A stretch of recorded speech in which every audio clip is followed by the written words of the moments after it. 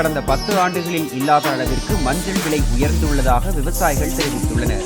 வறட்சி மற்றும் நோய் தாக்குதல் காரணமாக பிற மாவட்டம் மற்றும் மாநிலங்களில் இருந்து வரத்து குறைந்ததால் ஈரோடு ஒழுங்குமுறை வேளாண்மை விற்பனை மற்றும் வேளாண் வணிகத்துறை விற்பனை கூடத்தில் மஞ்சள் விலை ஒரு குவிண்டாலுக்கு 14,000 ரூபாய் முதல் 16,000 ரூபாய் வரை கிடைப்பதாக அவர்கள் கூறியுள்ளனர்.